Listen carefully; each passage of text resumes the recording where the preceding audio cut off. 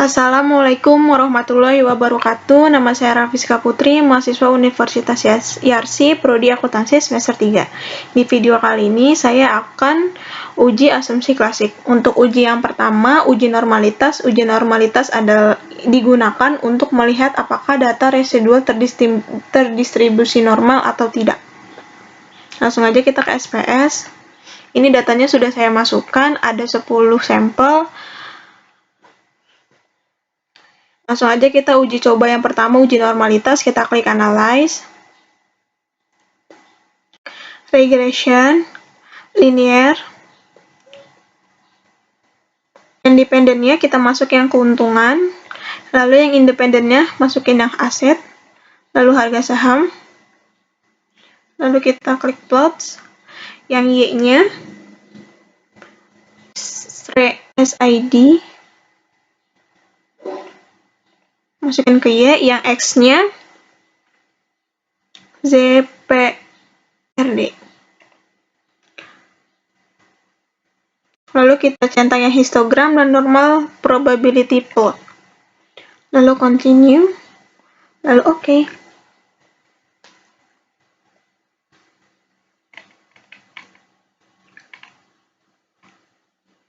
Nah, ini untuk yang diagram histogramnya. Di sini kita lihat garisnya masuk semua ke dalam diagram. Nah, terlihat secara kasat mata berarti normal, karena garis batangnya masuk semua ke dalam garis. Lalu kita lihat yang PP plot. Yang PP plot juga terlihat normal, karena bulat-bulat yang ininya mendekati garisnya. Nah, yang kedua sekarang kita uji coba one sample KS-nya. Kemudian kita klik Analyze, lalu non-parametric trace, lalu legacy dialogs, lalu one sample KS. Yang di tes variable list-nya kita masukin keuntungan, aset, harga saham, lalu tes distribution-nya normal, dicentang, lalu kita klik OK. Nah, ini untuk tabel one sample KS-nya, untuk jumlah sampelnya N, keuntungannya 10, aset 10, harga sahamnya 10. Lalu sekarang kita lihat yang assume seek to tell-nya. Untuk keuntungannya 0,031, yang asetnya 0,030, harga sahamnya 0,106. Nah, untuk yang assume seek to tell-nya, harga sahamnya sudah di atas 0,05, berarti datanya berdistribusi normal. Nah, sekarang kita uji data normalitas menggunakan data residual. Langsung aja kita klik Analyze, lalu Regression, Linear, lalu dependennya masih sama, yang independennya juga masih sama seperti ini.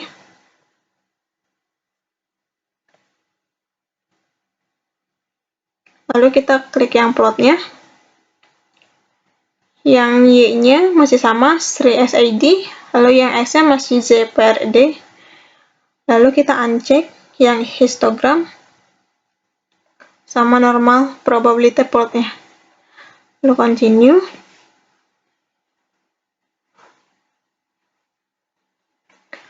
Lalu yang save-nya, karena kita mau nguji residual, kita centang yang unstandardized-nya.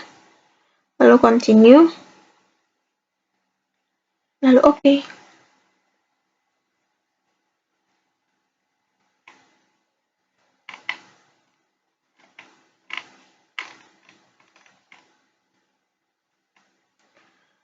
Nah, lalu kita uji yang one sample KS-nya.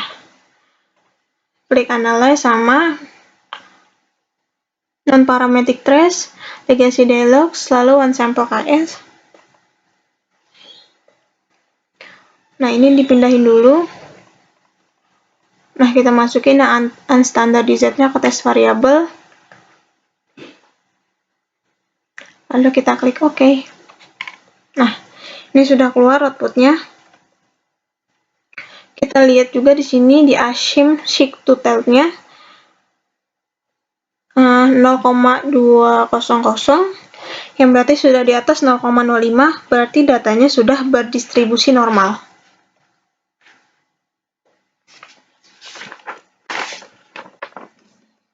Sekarang kita uji coba multi-call. Langsung aja kita klik Analyze, Regression.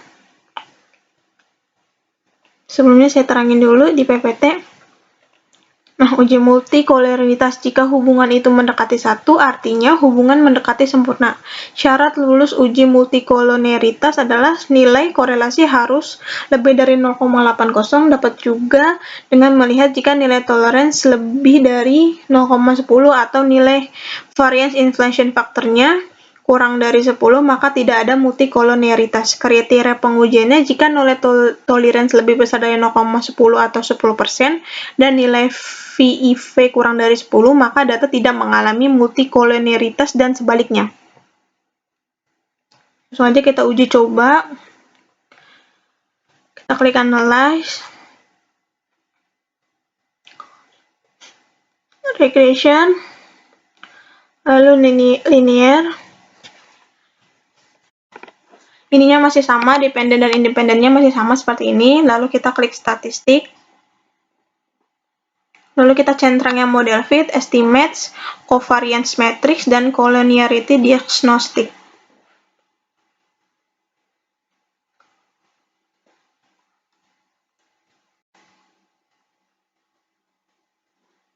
Lalu kita continue.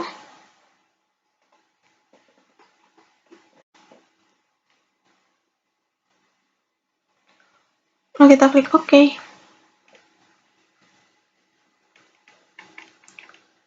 Nah, kita lihat pada tabel yang koefisien. Yang pada collinearity statistic tolerance dan nilai FIF-nya. FIF. Ini variabel aset sama harga saham, nilainya sama ya. Yang aset 0,533, harga saham 0,533 juga, yang FIF-nya sama 1,876.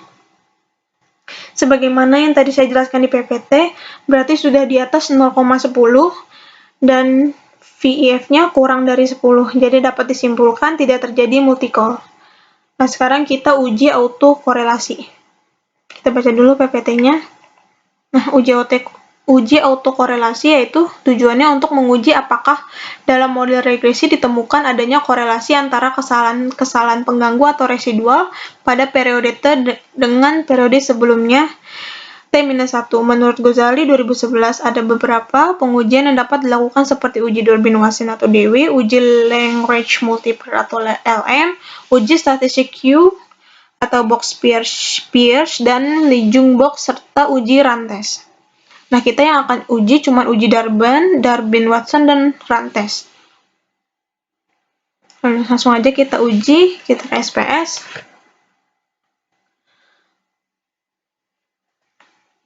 Langsung kita klik Analyze, Regression, Linear, lalu Statistik. Nah, yang ini sama.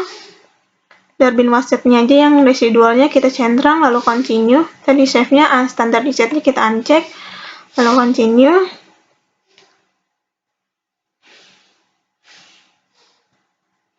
Lalu kita klik OK.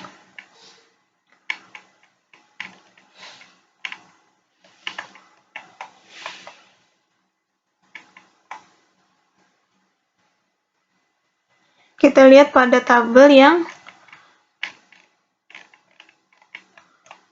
model summary. Nah, ini Durbin-Watson-nya kita dapat 1,870. Nah, ada perhitungan di F-table. Kita lihat dulu perhitungannya di PPT. Nah, Durbin-Watson tadi kita dapat 1,87. K-nya itu sama dengan 2. N itu kan tadi jumlah sampelnya ada 10. Durbin uppernya 0,6972 dan Durbin lowernya 1,6413. Nah, sekarang kita lihat F-tabelnya. Nah, ini untuk tabel Darwin-Watsonnya. Tadi kita ketahui K-nya itu sama dengan 2, lalu N-nya jumlah sampelnya ada 10. Nah, kita dapat berarti di sini Darwin lower-nya 0,6972, lalu Darwin upper-nya 1,6413. Nah, sebagaimana tadi yang di PPT, berarti jadi kita dapatnya Darwin upper-nya 0,6972 dan Darwin lower-nya 1,643. Jadi Darwin Watson lebih dari Darwin upper, maka tidak terdapat autokorelasi positif. Nah, sekarang kita uji coba autokorelasi menggunakan run test. Langsung aja kita ke SPS.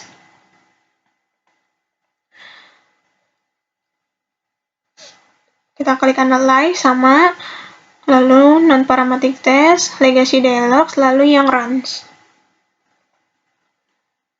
Nah, kita masukinnya unstandardized yang pertama, lalu ini sama median, lalu kita klik OK. Nah, ini kita dapat yang round test-nya, tabelnya. Nah, dari hasil round test, ini kan asymptotic-to-nya 1,000, yang mana lebih besar dari 0,05, jadi data residual ini tidak terjadi autokorelasi antara residual. Sekian video saya kali ini. Kurang lebihnya mohon maaf. Wassalamualaikum warahmatullahi wabarakatuh.